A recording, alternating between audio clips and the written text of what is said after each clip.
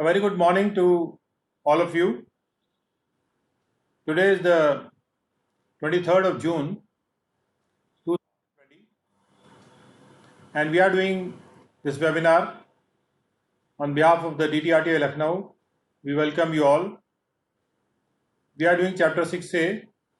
and at the present moment we are revising section 80 CCD. तो 80 CCD में क्या कहा गया है? जब भी कोई एसएससी एक इंडिविजुअल है और सेंट्रल गवर्नमेंट के द्वारा उसका एम्प्लॉयमेंट किया गया है 1 जनवरी 2004 के बाद, यानी उस व्यक्ति को एम्प्लॉय किया गया था 1 जनवरी 2004 के बाद, employed by the central government. अब इसमें क्या है कि if a letter employment is given to anyone, that doesn't mean that he has been employed, क्योंकि वो लेटर ऑफ ऑफर को रिफ्यूज भी कर सकता है।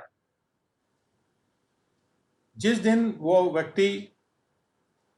अपनी सारी कार्रवाई के साथ, सारे वेरिफिकेशन के साथ डिपार्टमेंट को ज्वाइन कर लेता है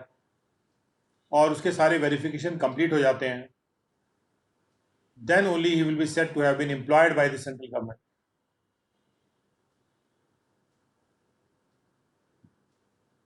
Or being an individual employed by any other employer. तो ये जो सबसेक्शन 1 है, ये किसी भी एम्प्लॉयर के अंतर्गत भी अगर कोई व्यक्ति काम कर रहा हो, कोई private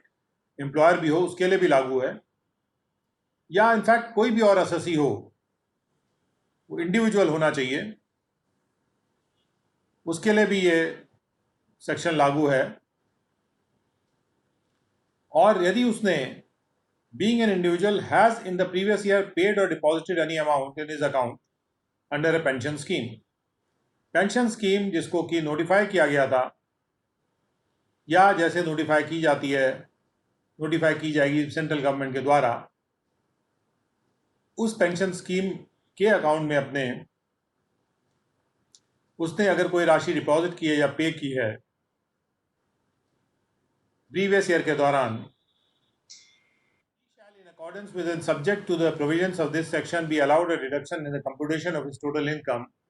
of the whole of the amount so paid or deposited. पूरा अमाउंट जो उसने पे या डिपॉजिट किया है उसको डिडक्शन मिलेगा, जो अमाउंट एक्सीड ना करे, एज डज नॉट एक्सीड, अगर वो एम्प्लॉय तो 10% ऑफ हिज सैलरी, और जैसे हमने देखा था salary means salary, basic salary plus DA, और अगर वो एम्प्लॉय नहीं है, कोई दूसरा एसएससी है, तो 20% उसकी जो ग्रॉस टोटल इनकम का है, ग्रॉस टोटल इनकम वो इनकम टोटल इनकम होती है जो कि इस चैप्टर के डिडक्शंस से पहले अराइव एट होती है, जब सारी टोटल इनकम्स जोड़ दी जाती हैं, और इस चैप्टर के डिडक्शन जब तक नहीं दिए जाते, तब जोड़ने के बाद जो राशि आती है इस चैप्टर के डिडक्शन देने से पहले, वो राशि ग्रॉस टोटल इनकम कहलाती है। तो यदि कोई व्यक्ति एम्प्लॉय नहीं है तो उसकी ग्रॉस टोटल इनकम का 20% तक का जो अमाउंट जो डिपॉजिट कर रहा है या पे कर रहा है पेंशन स्कीम में, जो नोटिफाइड पेंशन स्कीम है, जिसको नेशनल पेंशन स्कीम है के नाम से ये नोटिफाइड भी है, उस हद तक का उसको यहाँ पे डिडक्शन मिल रहा है। अब इसके बाद कहा जा रहा है कि assessee refer to in subsection 1 shall be allowed a deduction in computation of his income, total income. ये एक दूसरा डिडक्शन दिया जा रहा है 1B के तहत, लेकिन एसएससी वही है जो सबसेक्शन 1 में मेंशन्ड है, यानी उसी तरह का एसएससी। कहने का मतलब वो एम्प्लॉय हो सकता है या कोई भी दूसरा एसएससी हो सकता है, उसको डिडक्शन मिलेगा अपने टोटल इनकम के कंप्यूटेशन में, whether or not any deduction is allowed under subsection 1. Subsection 1 में कोई डिडक्शन उसको मिला हो चाहे ना मिला हो, उससे कोई मतलब नहीं है। और जो राशि वो डिपॉजिट करेगा, whole of the amount paid और deposited in the previous year in his account under a pension scheme notified और as may be notified by the central government, which shall not exceed 50,000 rupees. तो कोई भी राशि जो कि notified pension scheme में वो डिपॉजिट कर रहा है, तो पेंशन स्कीम जो 1B के लिए नोटिफाई होती है, उसका एक वो वन उसमें लिखा होगा कि ये 1B सबसेक्शन के लिए नोटिफाइड है, और जहां 1A के लिए नोटिफाइड लिखा होगा 1A के लिए नोटिफाइड है। जो भी स्कीम 1A के लिए नोटिफाइड है, उसमें जो भी पेमेंट या डिपॉजिट वो एसएससी करता है, उस एक लिमिट के अंतर्गत वो उसको रिडक्शन मिलता है। और 1B के तहत जो नोटिफाइड पेंशन स्कीम है, उसमें 50,000 तक का डिडक्शन है, there is a limited deduction. लेकिन ये दोनों डिडक्शन अलग अलग हैं। हालांकि प्रोवाइजो में ये कहा गया है कि कोई भी डिडक्शन इस सबसेक्शन में नहीं अलाउ किया जाएगा ऐसे राशि के रिस्पेक्ट में जिस राशि के रिस्पेक्ट में 1A में डिडक्शन अलाउ कर दिया गया है, सॉरी 1 में, सबसेक्शन 1 में डिडक्शन अलाउ कर दिया गया है। यानी एक ही राशि पे 2 बार डिडक्शन नहीं मिलेगा। और उसी के बाद ये कहा जा रहा है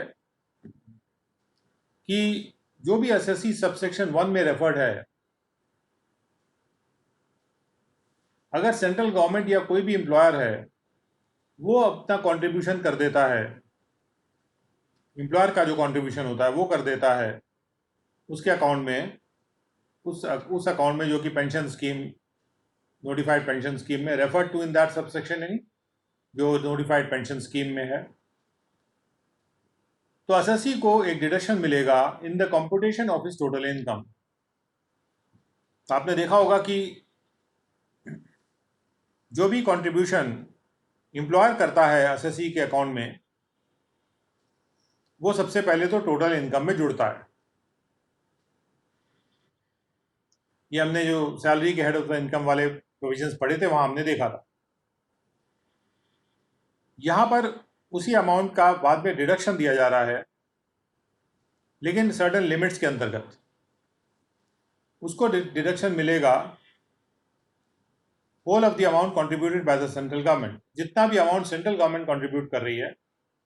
या कोई और कंट्रीब्यूट कर रहा है, जो कि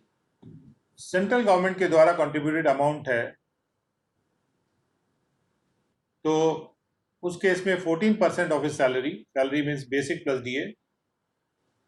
14% की लिमिट तक डिडक्शन मिलेगा। और अगर कंट्रीब्यूशन किसी एम्प्लॉयर, दूसरे किसी एम्प्लॉयर के द्वारा किया जा रहा है, जैसे स्टेट गवर्नमेंट है या कोई लोकल अथॉरिटी है या कोई भी और दूसरा कोई प्राइवेट एम्प्लॉयर है, तो उस केस में 10% of his salary.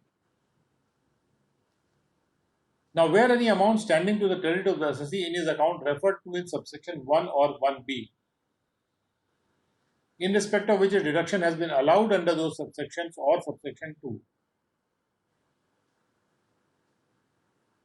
together with the amount accrued thereon, if any, is received by the assessee or his nominee in whole or in part in any previous year. जो राशि उसके credit पर है assessee के अपने account में, जिसका reference subsection 1 या सबसेक्शन 1B में दिया गया है, और जिसके रिस्पेक्ट में डिडक्शन अलाउ कर दिया गया रहा था इन दो सबसेक्शंस, यानी कि 1 और 1B में जो डिडक्शन अलाउ कर दिया गया था या सबसेक्शन 2 में अलाउ कर दिया गया है, तो सबसेक्शन 2 में तो एम्प्लॉयर कंट्रीब्यूशन का डिडक्शन अलाउ किया गया, वो भी उसके क्रेडिट में होगा। और together with the amount accrued thereon, उसमें अक्रूड इंटरेस्ट है या अमाउंट जो भी अक्रू हो रहा है, कई बार इंटरेस्ट जरूरी नहीं है, it could be bonus, it could be any other amount जो कि अक्रू हो रहा है उसके ऊपर, अगर ये राशि जो उसके अकाउंट पे, उसके क्रेडिट पे है, उसके अकाउंट में, वो उसके द्वारा रिसीव की जाती है, या तो एसएससी के द्वारा या उसके नॉमिनी के द्वारा रिसीव की जाती है प्रीवियस ईयर में, या तो पूरी रिसीव कर ली जाती है या पार्टली रिसीव कर ली जाती है, तो क्यों रिसीव कर ली जाती है? On account of the closure और his opting out of the pension scheme. या तो अकाउंट क्लोज हो जाता है या वो ऑप्ट आउट कर जाता है पेंशन स्कीम से, ऐसी पेंशन स्कीम जिसका रेफरेंस 1 या 1B में है, और या फिर पेंशन जो पेंशन जो रिसीव कर रहा है वो किसी एन्युटी प्लान से जो उसने परचेज किया था, और टेकन ऑन सच क्लोजर और ऑप्टिंग आउट, और उसने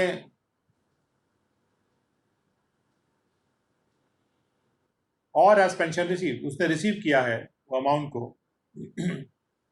या तो क्लोजर की राशि के रूप में या फिर पेंशन के रूप में किसी एन्युटी प्लान से जो मिलती है, जो एन्युटी प्लान उसने परचेज किया था या लिया था क्लोजर पे या ऑप्टिंग आउट पे। जब वो ऑप्ट आउट करता है तो उसको पेंशन मिल जाती है। तो अगर पेंशन मिलती है, जो भी पेंशन मिलती है,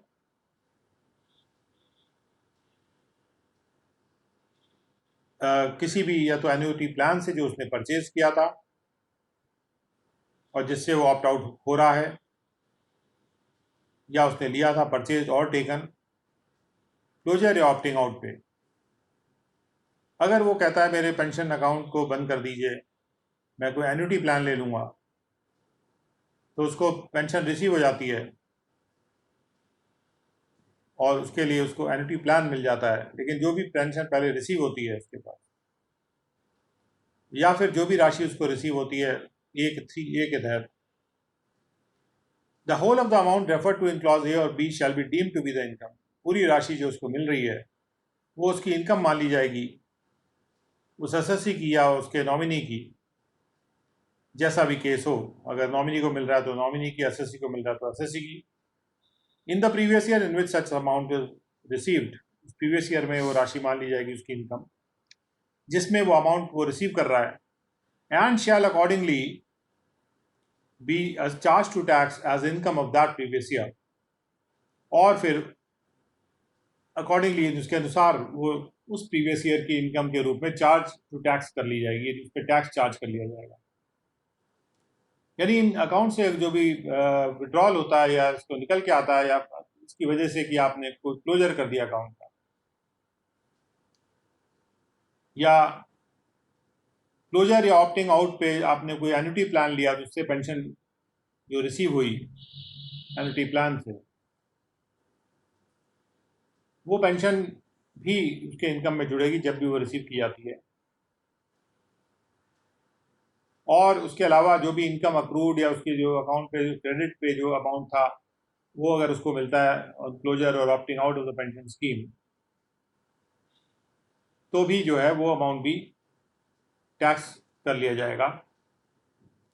और उसके बाद प्रोवाइजो है, प्रोवाइजो ये कहता है provided that the amount receive by the nominee on the death of the SSC. लेकिन अगर कोई नॉमिनी एसएससी की डेथ पर कोई अमाउंट रिसीव करता है under the circumstances refer to in clause A, और डेथ की वजह से वो अकाउंट क्लोज हो जाता है या पेंशन स्कीम से ऑप्ट आउट हो जाते हैं, तो उसको नॉमिनी की इनकम नहीं माना जाएगा क्योंकि वो डेथ पे रिसीव हो रहा है, किसी ने कोई जानबूझ के अकाउंट को क्लोज नहीं किया। उसके बाद 4 में कहा गया है कि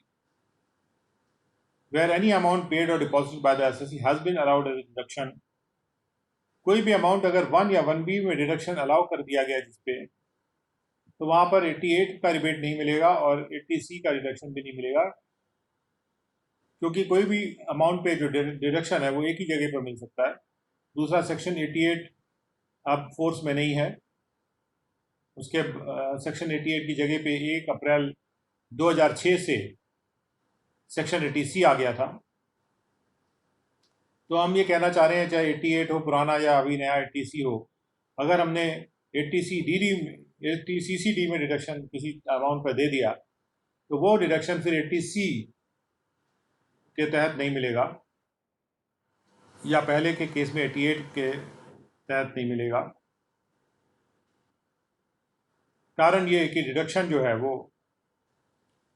एक ही सेक्शन में मिलना चाहिए, और यहाँ पे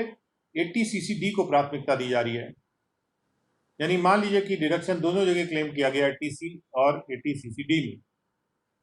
तो वहां पे वो डिडक्शन 80CCD में दिया जाएगा, ना कि 80C में दिया जाएगा, क्योंकि जहां पर 80CCD में डिडक्शन दे दिया जाता है वहां पर फिर 80C में डिडक्शन नहीं मिलता। लेकिन ऐसा नहीं लिखा है कि अगर 80C में डिडक्शन दे दिया जाए तो 80CCD में नहीं मिलेगा। इसका मतलब है कि प्राथमिकता यहाँ पर 80CCD को मिल रही है। एंड उसके बाद आते हैं ATCCD 5 पर. For the purposes of this section, the assessee shall be deemed not to have received any amount in the previous year if such amount is used for purchasing an annuity plan in the same previous year. अगर जो राशि उसको प्राप्त हो रही है उससे कोई वो एन्युटी प्लान खरीद लेता है उस राशि से, तो जो राशि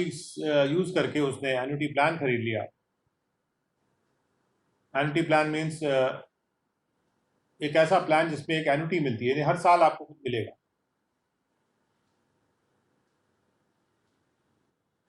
तो हर साल जो भी अमाउंट मिल रहा है वो तो टैक्स होगा, लेकिन ये जो राशि है जिसका इस्तेमाल कर लिया गया एन्युटी प्लान लेने के लिए, इस राशि को डीम्ड टू बी रिसीव नहीं माना जाएगा इन द प्रीवियस ईयर. इसको ये मान लिया जाएगा deemed not to have been received in the previous year, और इसलिए उसको टैक्स नहीं किया जाएगा. और सैलरी का मतलब में, सैलरी में डीएनएस अलाउंस इंक्लूडेड है यदि एम्प्लॉयमेंट के टर्म्स ऐसा प्रोवाइड करते हैं कि उसको डीएनएस अलाउंस मिलेगा, लेकिन बाकी कोई भी अलाउंस या परक्विजिट उसमें इंक्लूडेड नहीं है. सो this with that we have ended ATCCD. Now we go to ATCCE. ATCCE काफी महत्वपूर्ण सेक्शन है, क्योंकि इसमें ये कहा जा रहा है हमने ATC और ATCCC में हर जगह लिखा देखा था कि 1.5 लाख तक का डिडक्शन वहां मिलता है, और ATCCD 1 में भी अपनी लिमिट्स हैं जो कि 10% और 20% ऑफ दी सैलरी, डिपेंडिंग कि कोई व्यक्ति एम्प्लॉय है या कोई दूसरा असेसी है. ATCCE में कहा जा रहा है कि कुल मिला के जो डिडक्शन ATC, ATCCC या ATCCD 1, mind you ATCCD 1B की बात नहीं हो रही है, कुल मिला के जो डिडक्शन ATCCD 1, ATCCC और ATC में मिलता है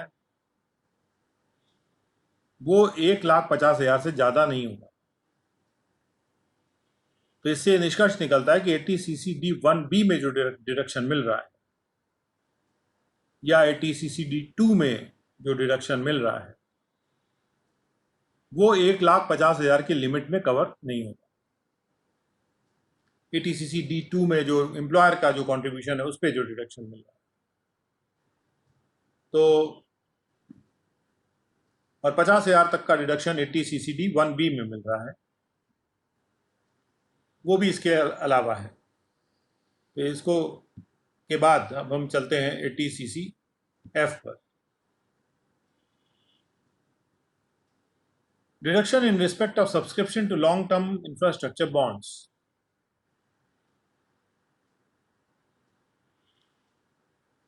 असेसी की टोटल इनकम को कंप्यूट करने के लिए जो इंडिविजुअल या HUF है, they shall be deducted the whole of the amount to the extent such amount does not exceed 20,000 rupees.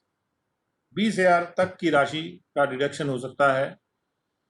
जिसको पे या डिपॉजिट किया गया प्रीवियस ईयर के दौरान, जो प्रीवियस ईयर रेलेवेंट था असेसमेंट ईयर के लिए, जो असेसमेंट ईयर 1 अप्रैल 2011 को शुरू हो रहा था या 2012 को शुरू हो रहा था, लॉन्ग टर्म इंफ्रास्ट्रक्चर बॉन्ड्स में सब्सक्रिप्शन के पर्पज से. और इस सेक्शन के पर्पज से ये 20,000 तक का डिडक्शन उन 2 साल के इन्वेस्टमेंट पे जो बॉन्ड्स सेंट्रल गवर्नमेंट ने नोटिफाई किए रहे होंगे उन 2 सालों में, वो डिडक्शन उस टाइम के लिए था और इस वक्त अभी वो नहीं है. यानी ये 11-12 असेसमेंट ईयर और 12-13 असेसमेंट ईयर के लिए वैलिड है. उसके बाद आते हैं ATCCG.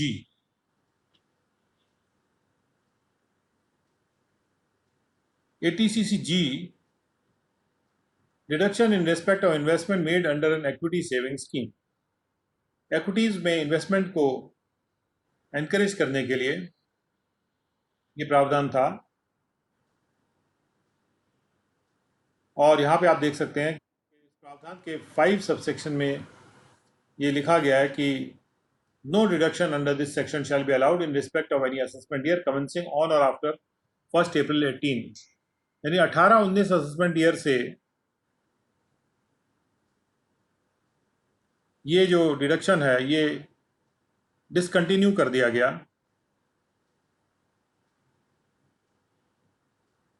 सिवाय उन लोगों के लिए जिन्होंने शेयर पहले से खरीद उस तरह से वो बाद में provided that an assessee who has acquired the listed equity shares or the units of the equity oriented fund in accordance with the scheme referred to in subsection 1 and claim reduction under this section on or before 17-18 या उसके पहले assessment year में जिसने deduction claim कर लिया था, जो उसने यूनिट्स एक्वायर किए थे, उनको ये डिडक्शन मिलेगा इस सेक्शन के तहत असेसमेंट ईयर 19-20 तक भी, अगर वो वैसे एलिजिबल हैं उस डिडक्शन को क्लेम करने के लिए। तो कहने का मतलब ये कि जो लोग पहले से इक्विटी शेयर्स एक्वायर कर लिए हैं या जो यूनिट्स एक्वायर कर लिए हैं, इक्विटी ओरिएंटेड फंड में जो फंड इक्विटीज में इन्वेस्ट करता है, और उसका specific definition explanation two clause 38 of section 10 में भी है। तो चूंकि ये 18-19 और उसके पहले के सालों के लिए वैलिड है, तो हमें मालूम होना चाहिए किस तरह का डिडक्शन था और जो डिसकंटिन्यू कर दिया गया। कोई भी चीज डिसकंटिन्यू कर दी जाती है तो ये मत सोचिए इससे हमारा कोई मतलब नहीं रहा, क्योंकि पर्टिकुलर असेसमेंट ईयर में तो वो वैलिड है, और उस असेसमेंट ईयर के लिए जब भी असेसमेंट होगा या कोई रीअसेसमेंट होगा या कोई भी और सेक्शन के तहत कार्रवाई होगी तो वो वैलिड रहेगा। तो ये इस तरह से नहीं है कोई किताब जैसे पुरानी हो गई आपने फेंक दी। सेक्शन जब क्रियान्वयन में नहीं भी रहता है फ्यूचर के लिए, तो भी जिन सालों के लिए वो क्रियान्वयन में था उस सालों के लिए तो वो वैलिड रहता ही है। तो सेक्शन कभी नहीं मरता अगर आप उस तरह से सोचें। 80cc(g) में क्या कहा गया है? Where an assessee being a resident individual has in the previous year acquired the listed equity shares. assessee एक रेसिडेंट और इंडिविजुअल है, रेसिडेंट प्लस इंडिविजुअल, और उसने प्रीवियस ईयर में लिस्टेड इक्विटी शेयर्स लिस्टेड मतलब जो स्टॉक एक्सचेंज पे listed है वो अक्वायर किए थे, या उसने लिस्टेड यूनिट्स अक्वायर किए थे इक्विटी ओरिएंटेड फंड के एक स्कीम के अनुसार, जो उसको जिसकी घोषणा सेंट्रल गवर्नमेंट के द्वारा की गई थी इन दिस बिहाफ, इस बारे में यानी कि 80cc(g) के संबंध में जिसकी घोषणा, जिसका नोटिफिकेशन किया गया था। He shall, subject to the provisions of subsection 3, be allowed a reduction in the computation of his total income. उसको अपने computation of total income में डिडक्शन मिलेगा। जब भी हम कहते हैं डिडक्शन तो we must add in the computation of the total income of the assessment year relevant to such previous year of 50% of the amount invested. जो भी अमाउंट उसने इन्वेस्ट किया था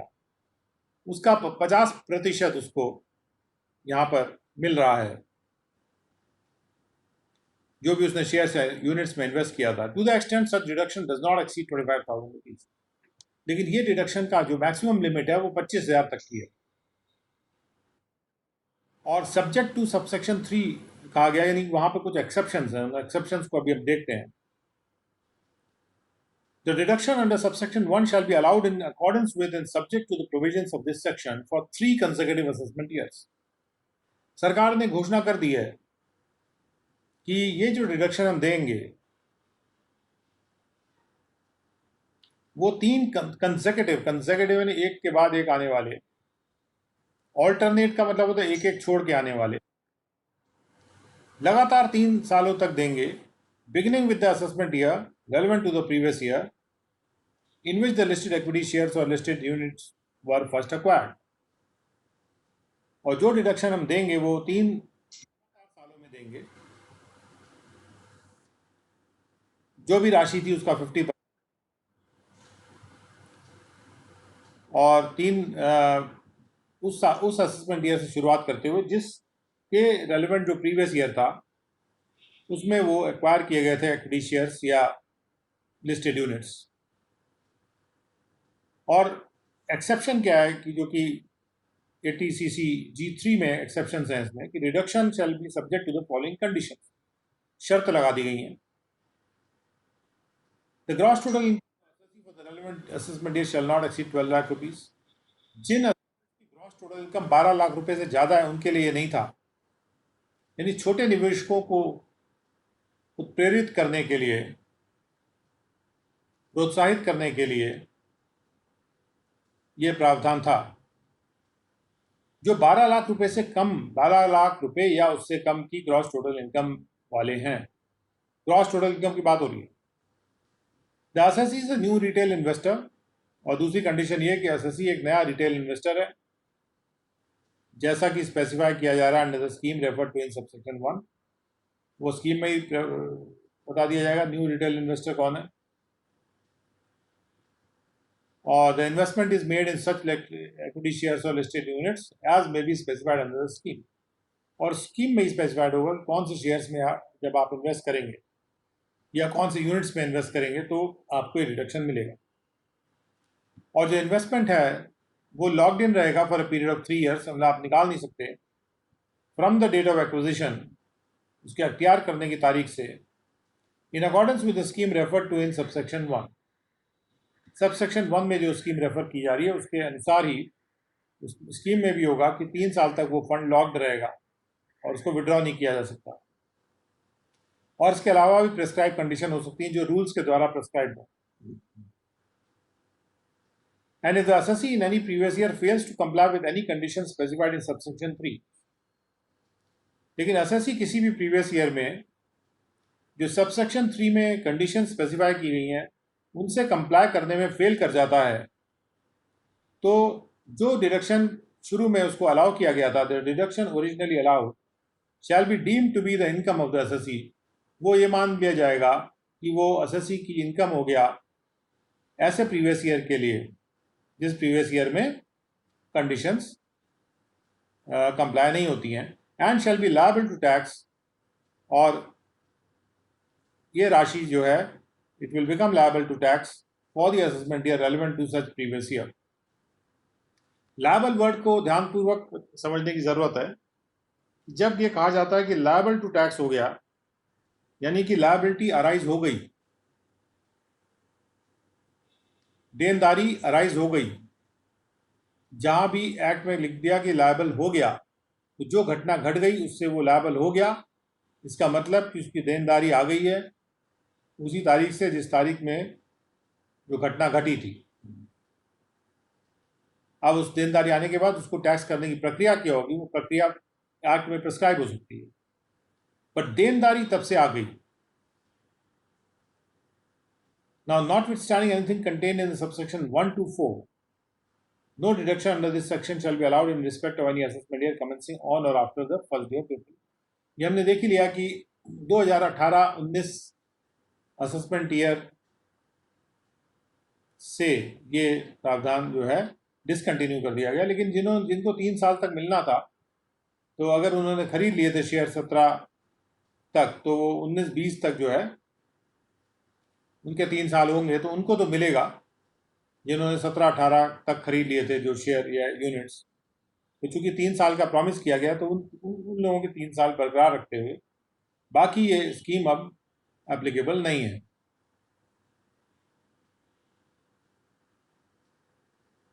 तो अगर 3 साल की बात भी सोची जाए तो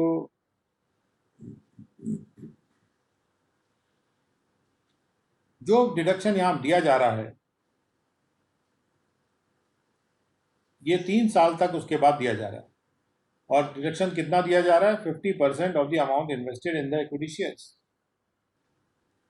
तो this is amount of deduction, और लेकिन 25,000 की मैक्सिमम लिमिट है।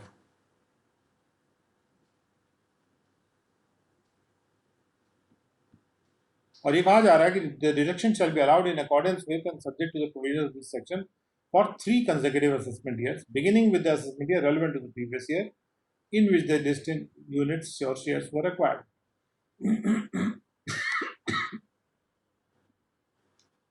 तो एसएससी शुरू करेगा एक्वायर करना, पहले साल में एक्वायर करेगा उसको उसका 50% तक मिल जाएगा,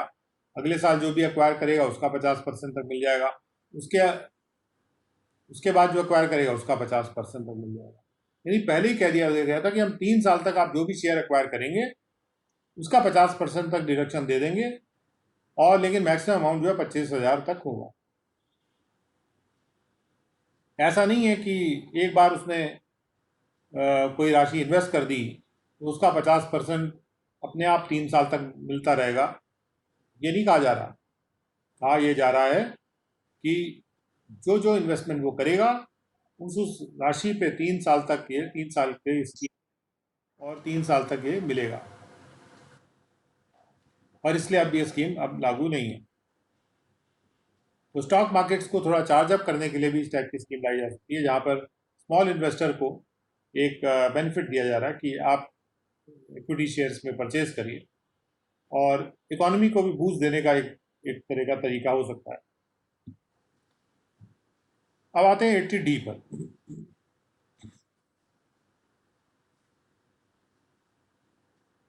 80D में कहा जा रहा है कि deduction in respect of health insurance premium. In computing the total income of an assessee being an individual or into an undivided family, there shall be deducted such sum as specified in subsection 2 or 3, payment of which is made by any mode as specified in 2B. Payment का mode subsection 2B में लिखा है, और कितनी राशि deduct होगी ये subsection 2 और 3 में लिखा है। और यदि वो राशि वो प्रीवियस ईयर में इसको दिया जाएगा out of the income chargeable to tax. अगर इनकम चार्जेबल टू टैक्स में से वो इन्वेस्ट करता है, यह राशि जिसका पेमेंट वो करता है, जो टैक्स चार्जेबल इनकम है उसमें से कर रहा है, कोई नॉन टैक्स चार्जेबल इनकम में से नहीं कर रहा, ऐसी किसी राशि से नहीं कर रहा जिस पे टैक्स नहीं लगता। जिस राशि पे टैक्स लगता है उसका इस्तेमाल करके वो डिपॉजिट कर रहा है, पेमेंट कर रहा है। ऑब्वियसली हेल्थ इंश्योरेंस प्रीमियम क्या पेमेंट होगा, इसको देखते हैं कि सबसेक्शन 2 में क्या कहा गया। जहां पर असेसी एक इंडिविजुअल है, तो जो सम रेफर टू है सबसेक्शन 1 में, वो इन राशियों का एग्रीगेट होगा, यानी इन राशियों का टोटल होगा।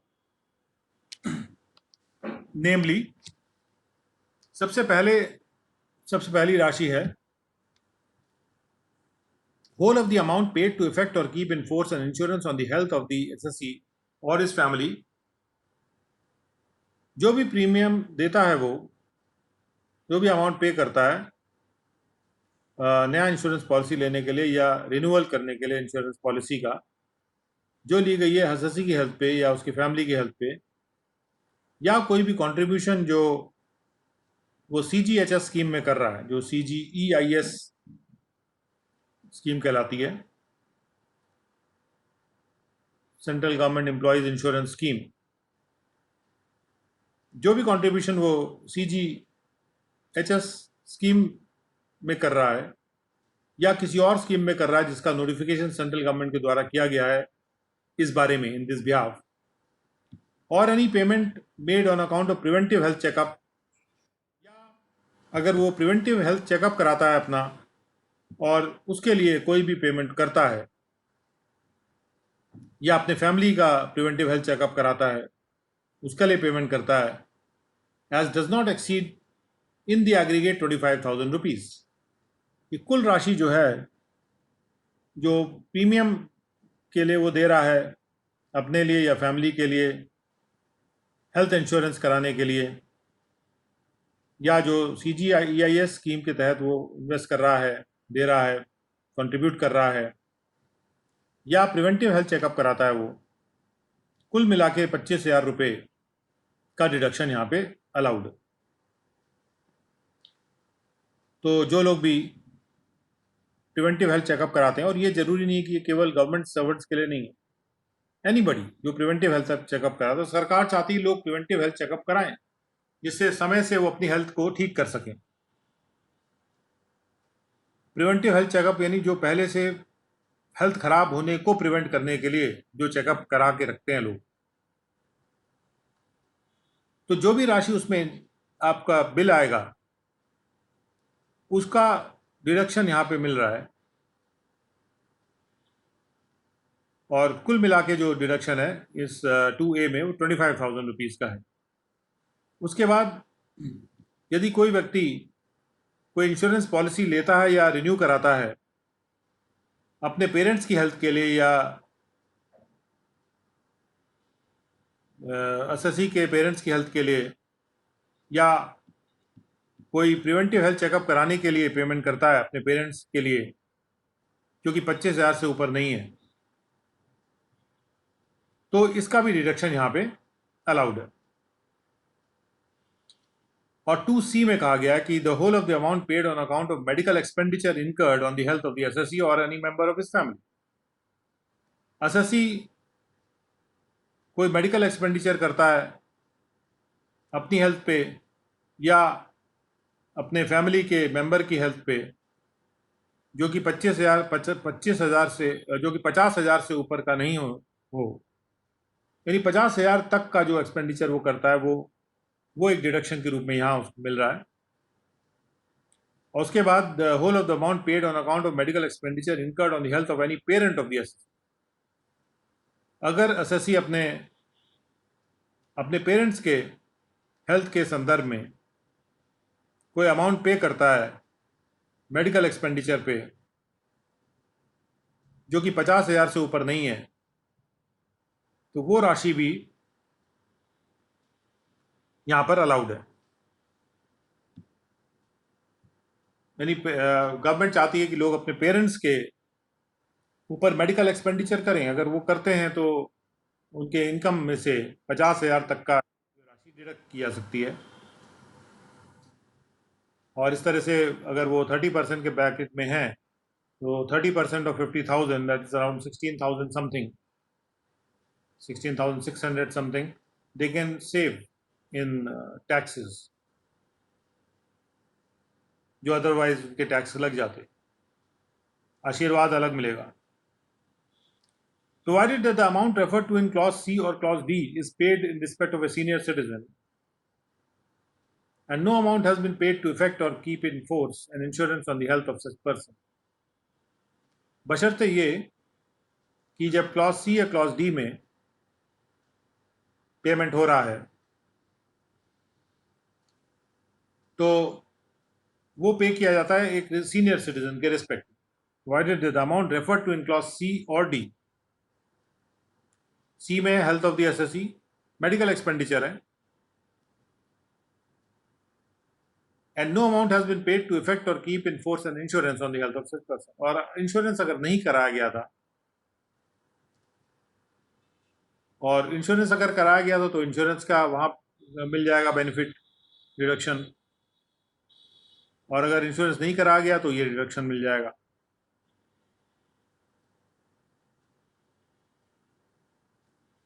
तो ये थोड़ा सा जो बशर्ते क्लॉज है प्रोवाइडेड कि अगर कोई मेडिकल एक्सपेंडिचर कर रहा है, अगर कोई एसएससी है, तो ये गवर्नमेंट सर्वेंट्स के लिए तो वैलिड हो नहीं सकता, क्योंकि ये खर्चा तो सीनियर सिटीजन पे करना है।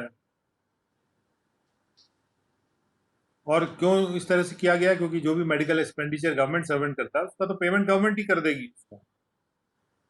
उसका अलग से कुछ पड़ेगा नहीं।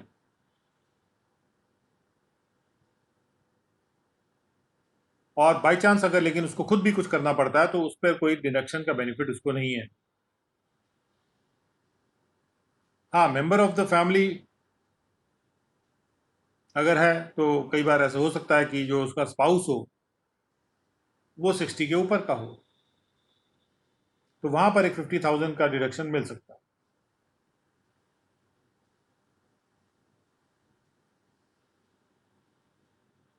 और उसके बाद लिखा है कि provided further that the aggregate of the amounts specified under A and C. A and C जो अमाउंट्स हैं वो फैमिली मेंबर्स के लिए किए जा रहे हैं, वो 50,000 से ज़्यादा नहीं होगा। कहने का मतलब ये कि पेरेंट्स के लिए जो किया जा रहा है वो तो डी के अंदर 50,000 तक है ही है, और फैमिली मेंबर्स का जो 25,000 का तो है ही है। कुल मिला के जो फैमिली मेंबर्स के लिए जो खर्चा है, क्योंकि हम सी के तहत तो वैसे 50,000 का खर्चा दे रहे हैं फैमिली के लिए, और ए के तहत जो इंश्योरेंस करवा रहे हैं वहाँ पे 25,000 तक का खर्चा दे रहे हैं।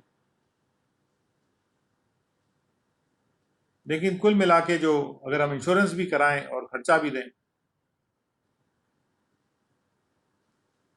तो ऐसा डिडक्शन मिलेगा भी नहीं,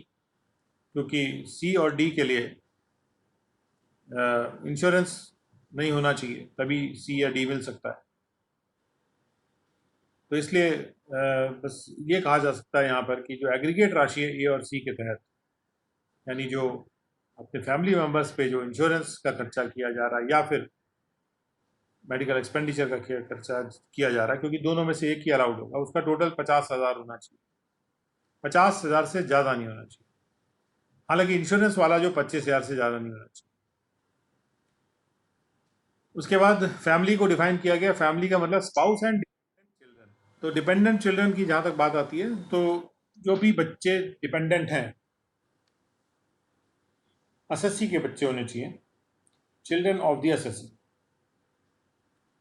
So I believe that adopted children will also be, they are deemed to be dependent on the SSC and they are deemed to be children of the SSC. Where the amounts referred to in clause A or B and B of subsection 2, A and B मतलब जहाँ पर insurance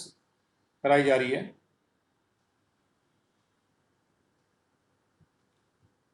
where the amounts referred to in clause A and B of subsection 2 are paid on account of preventive health checkup.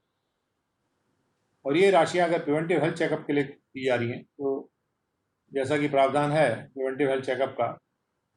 कि उसके लिए भी deduction मिलेगा। The deduction for such amount shall be allowed to the extent it does not exceed in the aggregate 5,000 rupees. अगर preventive health checkup का है और ए और बी के तहत, यानी पेरेंट्स के लिए या फिर अपने फैमिली के लिए, कुल अमाउंट जो क्लेम किया जा सकता है वो 5,000 से ज़्यादा का नहीं होना चाहिए, पेरेंट्स का और अपना फैमिली का सबका मिला के। और 2B में लिखा है कि for the purpose of deduction under subsection 1, subsection 1 में डिडक्शन के लिए the payment shall be made by any mode. Payment किसी मोड से हो सकता है, चाहे कैश हो, अगर वो प्रिवेंटिव हेल्थ चेकअप का पेमेंट है तो वो कैश में भी हो सकता है क्योंकि राशि ज़्यादा नहीं होती है, और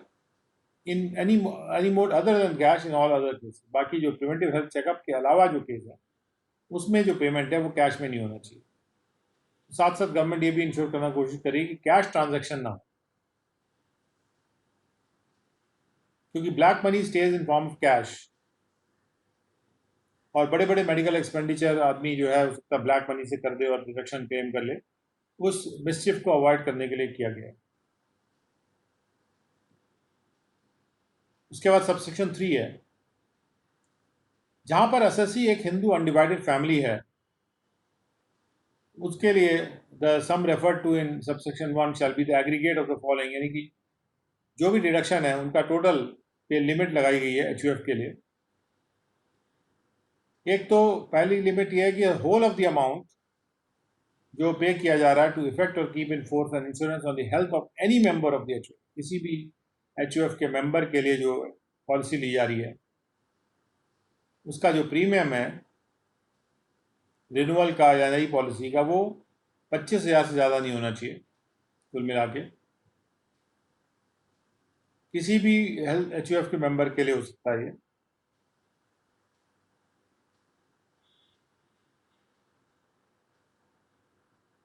और अगर देखा जाए इसकी लैंग्वेज से, the whole of the amount paid to effect और keep in in force and insurance on the health of any member. तो एनी मेंबर का मतलब वन मेंबर नहीं है या एवरी मेंबर भी नहीं है। एनी मेंबर का मतलब पूरी हाउस, पूरी एचयूएफ के लिए लिया गया ये। कोई भी मेंबर की हेल्थ खराब होगी तो उसको ठीक किया जाएगा। The whole of the amount paid on account of medical expenditure incurred on the health of any member as does not exceed 50,000 rupees. और वही मेडिकल एक्सपेंडिचर पे किसी भी एचयूएफ के मेंबर के लिए अगर खर्चा एचयूएफ कर देती है 50,000 तक की लिमिट तक, तो वो भी एक्सपेंडिचर 50,000 तक का अलाउड है इस सेक्शन में 80D में।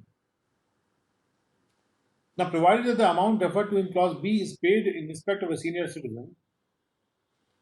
B का मतलब है कि medical expenditure on the member वो सीनियर सिटीजन के लिए है, and no amount has been paid to effect the insurance on the health of that person. और उस मेंबर का अगर इंश्योरेंस नहीं है तभी ये बेनिफिट मिलता है। अगर उसका इंश्योरेंस नहीं कराया गया HUF के द्वारा, और वो सीनियर सिटीजन भी होना चाहिए। Provided further that the aggregate of the sums, A और बी में कुल मिला के जो राशियां हैं, हालांकि ए 25,000 है, बी 50,000 है, लेकिन ए और बी कुल मिला के राशि जो है 50,000 से ज़्यादा नहीं होगी। Now, where the sum specified in clause A or B of subsection 2 or clause A of subsection 3 is paid to effect or keep in force an insurance on the health of any person specified therein and who is a senior citizen, अगर किसी senior citizen के लिए policy कराई जा रही है, जो कोई ऐसा व्यक्ति हो जो इन सेक्शंस में स्पेसिफाइड है, the provisions of this section shall have effect as if for the first 25,000 rupees the word 50,000 rupees has been substituted. अगर ये खर्चा सीनियर सिटीजन के लिए किया जा रहा है 2AB या 3A में,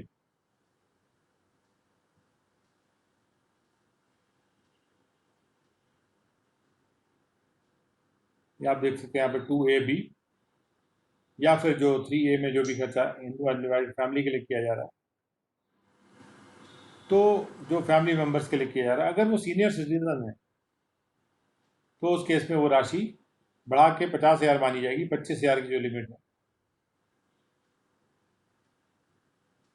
And where the amount specified in clause A, B of 2 or clause 3A is paid in lump sum in the previous year to effect or keep in force an insurance on the health of any person specified therein for more than a year. अगर ये lump sum राशि दी जा रही है कई सालों के लिए, एक साल का इंश्योरेंस नहीं है, कई सालों का है, then subject to the provisions of this section there shall be allowed for each of the relevant periods a deduction equal to the appropriate fraction of the amount. तो फिर एक appropriate fraction कैलकुलेट किया जाएगा, उस हिसाब से deduction मिलेगा। और appropriate fraction का मतलब न्यूमरेटर में आपको लिखना है 1 और डिनोमिनेटर में लिखना है कितने सालों का है। जैसे 3 सालों का है तो 1/3, और रेलेवेंट प्रीवियस ईयर का मतलब है कि वो प्रीवियस ईयर जो कि शुरू हो रहा है उस प्रीवियस ईयर से जिसमें ऐसे अमाउंट पे किया जाता है, और उसके बाद आने वाले साल जितने भी प्रीवियस ईयर्स हैं वो भी इसमें शामिल होंगे। और सबसेक्शन 5 है इसके बाद,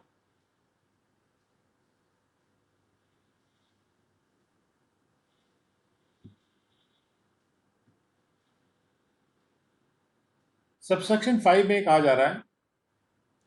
कि the insurance which is referred to in this section shall be in accordance with the scheme made in its behalf by the GIC, जिसको कि फॉर्म किया गया general insurance business nationalisation act 1972 के तहत, और वो स्कीम अप्रूव की जाएगी सेंट्रल गवर्नमेंट के द्वारा इस बिहाफ में, या कोई भी और इंश्योरेंस कंपनी हो सकती है जिसको कि इंश्योरेंस की जो रेगुलेटरी अथॉरिटी है IRDA उसने अप्रूव किया हो, और जिसका एस्टैब्लिशमेंट सबसेक्शन 1 ऑफ सेक्शन 3 के तहत किया गया हो, IRDA एक्ट 1999 के तहत। ये जो IRDA अथॉरिटी है ये इस एक्ट के तहत बनी है। और सीनियर सिटीजन से मतलब ये है कि जिसने प्रीवियस ईयर में 60 साल पूरे कर लिए हों, who is of the age of 60 years or more at any time during the relevant previous year, यानी 60 साल उसने उस प्रीवियस ईयर में, रेलेवेंट प्रीवियस ईयर में पूरे कर लिए होंगे।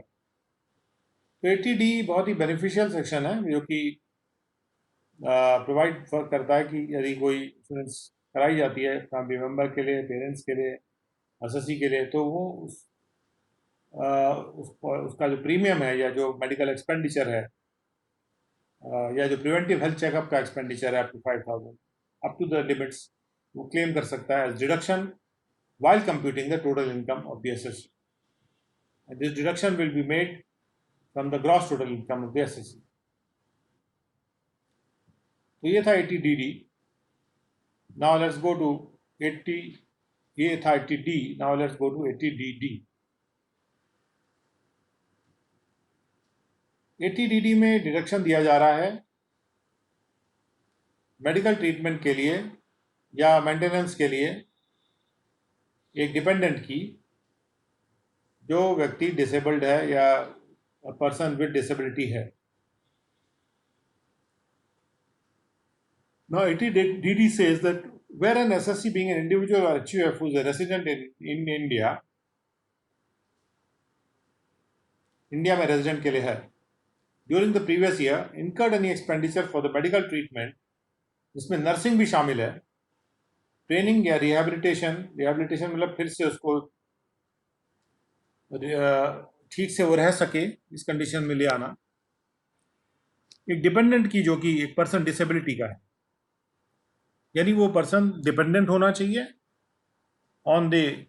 एसएससी और पर्सन विद डिसेबिलिटी भी होना चाहिए. अभी अब देखेंगे कि डिपेंडेंट कौन है और डिसेबिलिटी क्या है. कोई भी एक्सपेंडिचर उसने किया हो, medical treatment, training and rehabilitation including nursing of the dependent. और बी में if he has paid or deposited any amount under a scheme framed in his behalf, अगर उसने कोई भी राशि एक स्कीम के तहत पे की है जो कि LIC ने बनाई थी इस वजह से, या कोई भी और इंश्योरेंस ने बनाई थी, या कोई स्पेसिफाइड कंपनी ने बनाई थी, सब्जेक्ट टू द कंडीशंस जो स्पेसिफाइड हैं सबसेक्शन 2 में, और जिसको अप्रूव किया गया रहा था बोर्ड के द्वारा for the maintenance of a dependent जो कि डिसेबल पर्सन है, द एसएससी शैल. तो पहली बात तो एक कोई या तो मेडिकल एक्सपेंडिचर पे खर्चा किया गया है, ट्रीटमेंट किया गया है, ट्रेनिंग, रिहेबिलिटेशन, नर्सिंग, या फिर कोई स्कीम के तहत पेमेंट किया गया है, डिपॉजिट किया गया है. The SSC shall, in accordance with and subject to the provisions of this section, be allowed a reduction of some 75,000 rupees. Apps कम ज़्यादा से ज़्यादा 75,000 रुपीज़ का रिडक्शन इस सेक्शन में मिलता है from the gross total income. और जहाँ पे पर्सन विद डिसेबिलिटी है, लेकिन पर्सन जहाँ पे सीवियर डिसेबिलिटी है, यानी बहुत ज़्यादा तीव्र डिसेबिलिटी वाला पर्सन है, तो इस सबसेक्शन के प्रोविजंस का इफेक्ट इस प्रकार से होगा जैसे कि 75,000 की जगह हमने 1,25,000 वर्ड यूज कर दिया हो, यानी सीवियर डिसेबिलिटी वाले केसेस में 1,25,000 जो भी डिपेंडेंट पर्सन पे आप इन्वेस्टमेंट करते हैं या कोई स्कीम के तहत इन्वेस्ट करते हैं, तो ये डिडक्शन अलाउड है. उसके बाद आते हैं सबसेक्शन 2 को. सबसेक्शन 2 कहता है the deduction under clause B of subsection 1 shall be followed allowed only under the following conditions. तो शर्तें क्या हैं कि कब ये डिडक्शन मिलेगा. पहली बात तो जो स्कीम रेफर की गई है, it must provide for the payment of annuity और lump sum amount for the benefit of a dependent. उस स्कीम में ये होगा कि एक हर साल एक राशि या फिर एक लमसम कुल मिला के एक राशि दी जाएगी डिपेंडेंट के बेनिफिट के लिए जो डिसेबल्ड है, अगर उस इंडिविजुअल की डेथ हो जाती है, in the event of the death of the individual और member of the HUF in whose name subscription to the scheme has been made, या फिर उस मेंबर की डेथ हो जाती है जिसके नाम पे सब्सक्रिप्शन स्कीम का किया गया है. यानी स्कीम ली जा रही है एसएससी के द्वारा, और अगर वो जिसके नाम पे स्कीम ली जा रही है उसकी डेथ हो जाती है, या कोई मेंबर है HUF का जिसके नाम पे स्कीम ली गई थी उसकी अगर डेथ हो जाती है, तो जो अमाउंट उसका जो बेनिफिट है वो लमसम या एन्युटी के रूप में डिपेंडेंट को मिलेगा जो कि एक पर्सन विद डिसेबिलिटी है. ऐसी स्कीम में अगर इन्वेस्टमेंट वो करता है कि मैं अगर मर जाऊं तो मेरे जो डिपेंडेंट है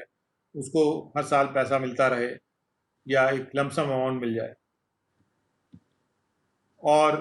दूसरी कंडीशन क्या है, SSC nominates either the dependent being a person with disability. SSC किसी डिपेंडेंट को नॉमिनेट करेगा स्कीम के लिए जो कि डिसेबल पर्सन है, या किसी और व्यक्ति को नॉमिनेट करेगा या किसी ट्रस्ट को नॉमिनेट करेगा कि वो पेमेंट को रिसीव कर ले उसके बिहाफ पे या डिपेंडेंट के बेनिफिट के लिए जो कि पर्सन विद डिसेबिलिटी है. उसके बाद आते हैं कि if the dependent being a person with disability predecease the individual. अब जो व्यक्ति डिसेबल था वो पहले डेथ उसकी हो जाती है इंडिविजुअल से पहले, या उस मेंबर ऑफ एचयूएफ से पहले डेथ हो जाती है जिसके नाम पे स्कीम ली गई थी, तो क्या होगा? An amount equal to the amount paid or deposited under clause B of subsection 1 shall be deemed to be the income of the assessee. जो अमाउंट पे किया गया था या डिपॉजिट किया गया था 1B के तहत उस स्कीम में, वो असेसी की इनकम मान लिया जाएगा उस प्रीवियस ईयर के लिए जिसमें वो अमाउंट रिसीव होता है, रिसीव किया जाता है by the assessee, and shall accordingly be chargeable to tax, और उसको टैक्स के लिए चार्ज किया जाएगा। यहाँ समझने की वाली बात यह है कि असेसी ने स्कीम में इन्वेस्ट किया और उसने कहा कि ये मेरे डिपेंडेंट हैं और इन डिपेंडेंट को पैसा मिलेगा अगर मेरी डेथ हो जाती, लेकिन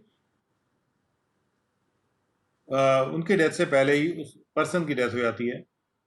तो उनका इन्वेस्टमेंट बेकार हो गया एक तरीके से, इसलिए उसका वो पर्पस सिद्ध नहीं हुआ जिस पर्पस के लिए वो इन्वेस्टमेंट किया गया था, तो इसलिए वो इनकम मान लिया जाएगा एसएससी की ऑफ द प्रीवियस ईयर। उसके बाद 80DD4 है, the assessee who is claiming the deduction under this section shall furnish a copy of the certificate issued by the medical authority. वो असेसी मेडिकल अथॉरिटी से certificate लेगा जो कि prescribe form में manner में होगा, और उसको अपने रिटर्न ऑफ इनकम के साथ वो फाइल करेगा along with the return of income under section 139। यानी कोई अगर 80DD का बेनिफिट ले रहा है तो वो रिटर्न के साथ ये सर्टिफिकेट अटैच करेगा इन respect of the assessment year for which the deduction is claim, जिस असेसमेंट ईयर के लिए वो डिडक्शन क्लेम कर रहा है,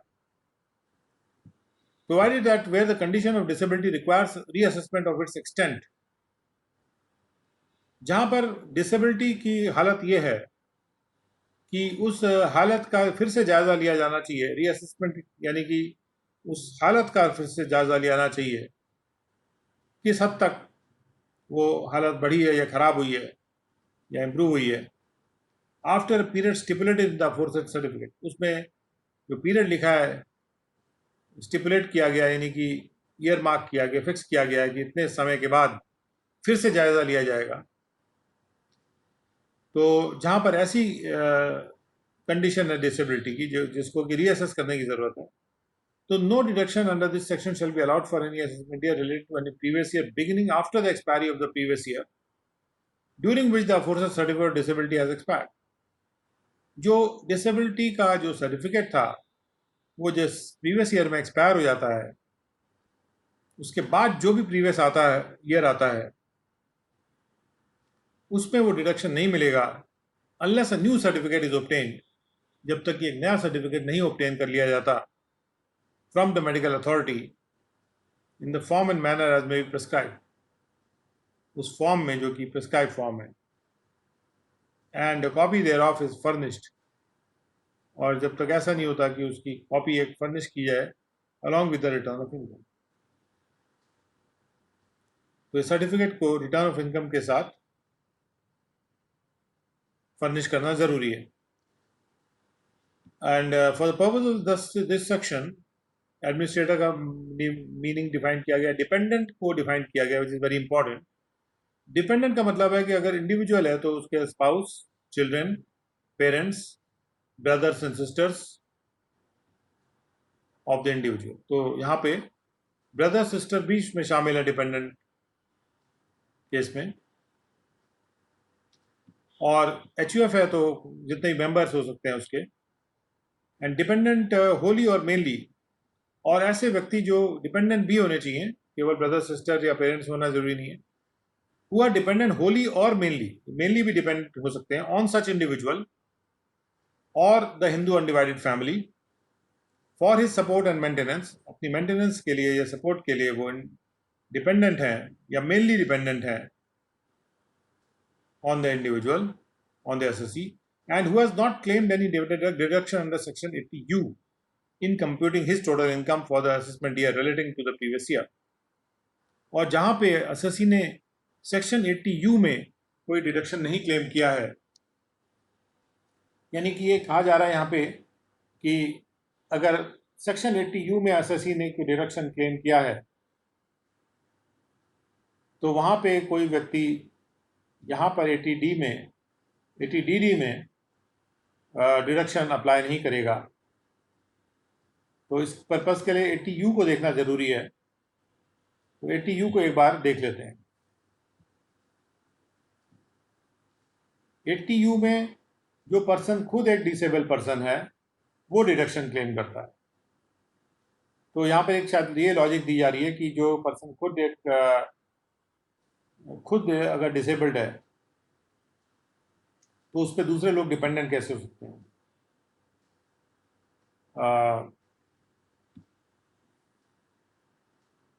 यानी कि अगर ऐसा कोई व्यक्ति है जो खुद डिसेबल्ड है और 80U में क्लेम कर रहा है डिडक्शन, और अपने वो डिपेंडेंट दूसरे लोगों के लिए भी क्लेम कर रहा है, तो उसको डिडक्शन नहीं दे रहे हैं। तो probably a rethink is required on this point here. ये ऐसे भी केस हो सकते हैं जहां पर डिपेंडेंट ऐसा व्यक्ति हो सकता है जो कि एसएससी पे डिपेंडेंट हो और एसएससी भी एक डिसेबल पर्सन हो जो 80U में डिडक्शन क्लेम कर रहा होगा। तो एसएससी अपने लिए भी डिडक्शन क्लेम कर रहा है और दूसरे के लिए भी एक डिडक्शन क्लेम कर रहा है, जो भी एक्सपेंडिचर वो दूसरे के लिए करता है या जो स्कीम में एक्सपेंडिचर करता है, including nursing etcetera. Now disability word को डिफाइन जो किया जा रहा है वो लिया जा रहा है persons with disability equal opportunities protection of rights and full participation act 1995 से।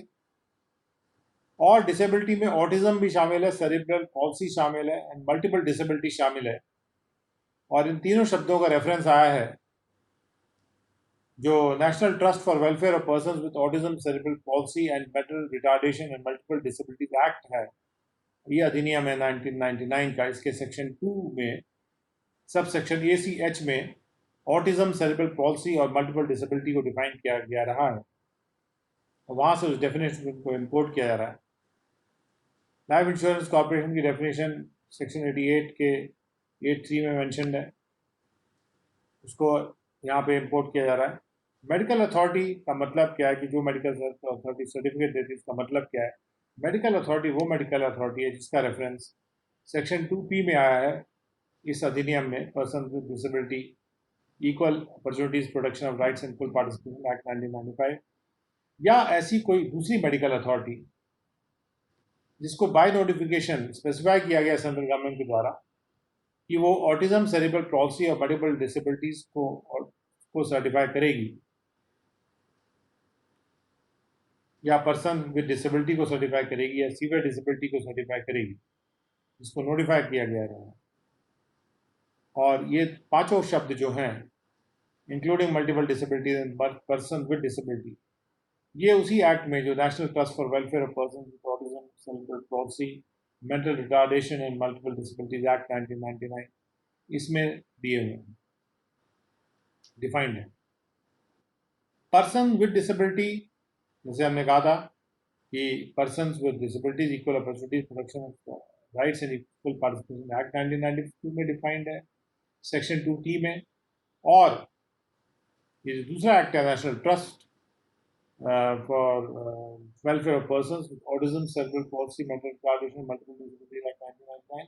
उसके सेक्शन 2J में भी डिफाइंड है। उसके बाद जो पर्सन विद सीवियर डिसेबिलिटी है,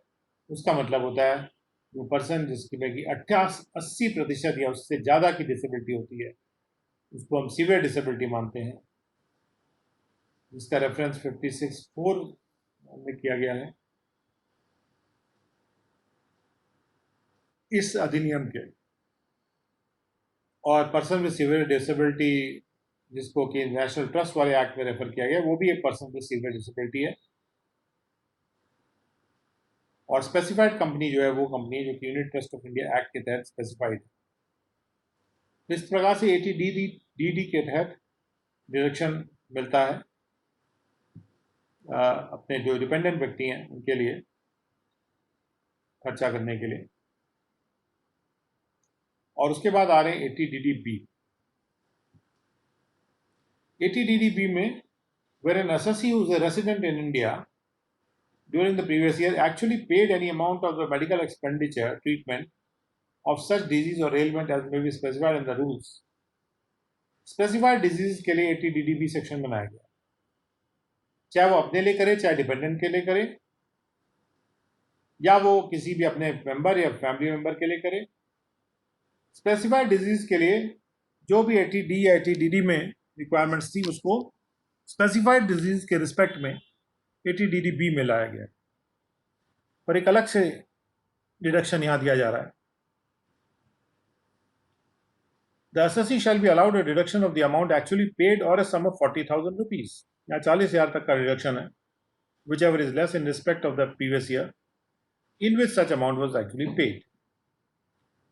Provided that no such deduction shall be allowed unless the assessee obtains the prescription for such medical treatment. assessee को मेडिकल ट्रीटमेंट के लिए प्रिस्क्रिप्शन लेना पड़ेगा किसी न्यूरोलॉजिस्ट से या ऑन्कोलॉजिस्ट से, यूरोलॉजिस्ट से, हीमेटोलॉजिस्ट से या इम्यूनोलॉजिस्ट से या ऐसे किसी दूसरे स्पेशलिस्ट से, जैसा भी रूल्स के द्वारा प्रेस्क्राइब्ड होगा कि किस तरह का वो डॉक्टर होना चाहिए। लेकिन ये पर्टिकुलर डिजीज हैं जो नर्व से रिलेटेड हैं या यूरिनरी सिस्टम से रिलेटेड हैं या फिर कैंसर से रिलेटेड हैं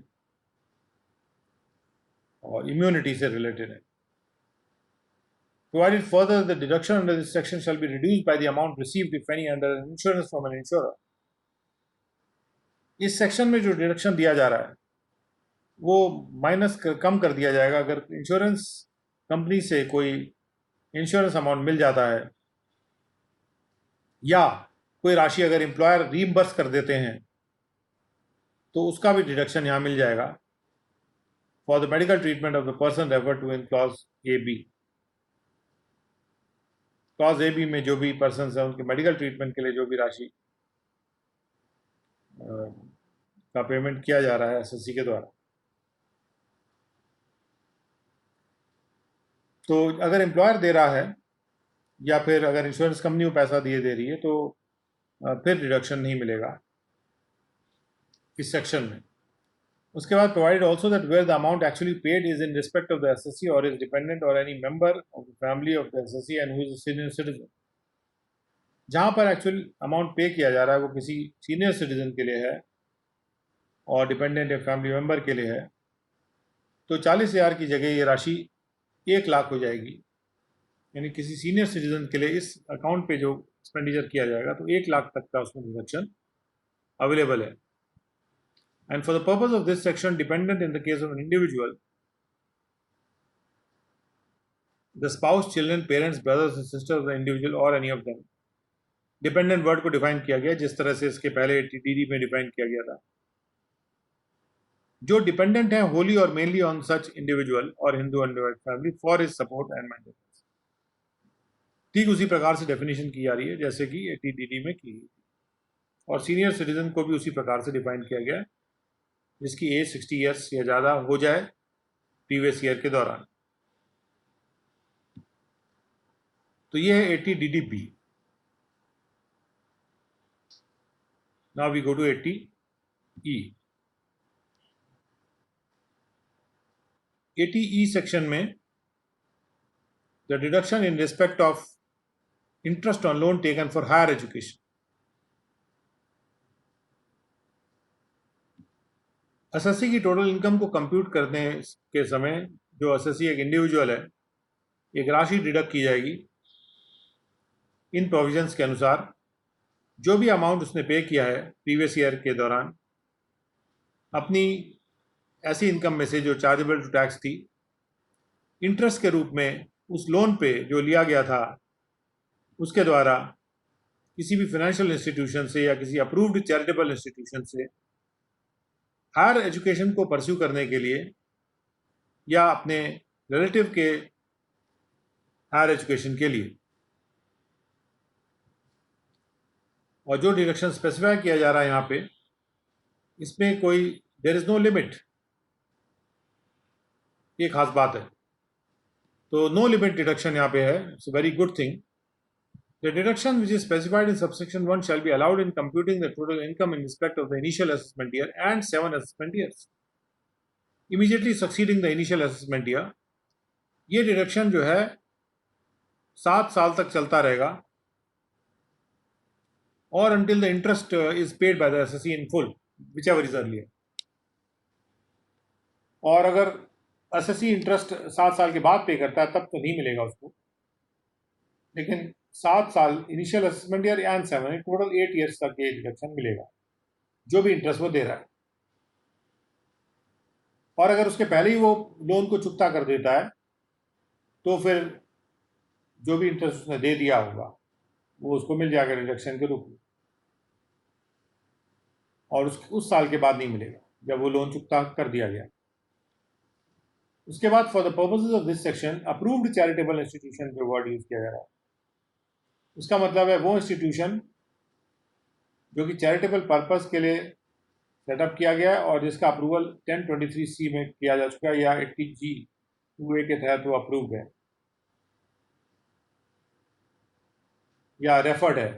80G2A में। फाइनेंशियल इंस्टीट्यूशन का मतलब है एक बैंकिंग कंपनी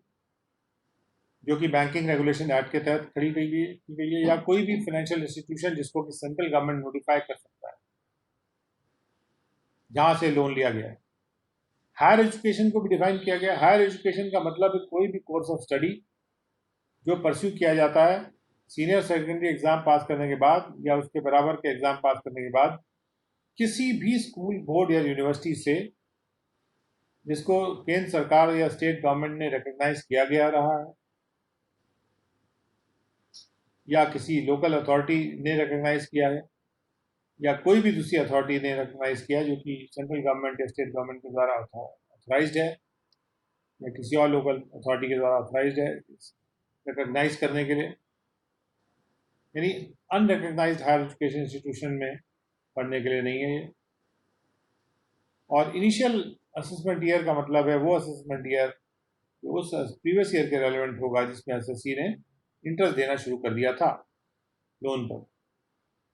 और रिलेटिव शब्द का मतलब है स्पाउस और बच्चे ऑफ दैट इंडिविजुअल और या फिर वो स्टूडेंट जिसके लिए वो इंडिविजुअल एक लीगल गार्जियन है। तो लीगल गार्जियन जिस स्टूडेंट के लिए है उसके लिए भी ये डिडक्शन खर्चा करने पे हायर एजुकेशन के लिए ये डिडक्शन अवेलेबल है। लिमिट इसलिए नहीं है कि जो भी फीस है वही पे कर सकते हैं, वो फीस वो नहीं ले सकता रिकॉग्नाइज बॉडी जो थी वो जिसके उसका रेट है।